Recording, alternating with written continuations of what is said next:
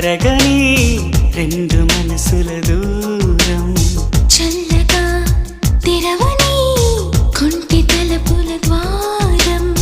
వలపు వానదారాలే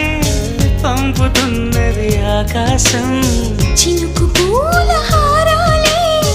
అల్లుతున్నది మన కోసం తడిపి తడిపి తనతో నడిపి హరివిల్లును వంతెన వేసిన శుభవేళ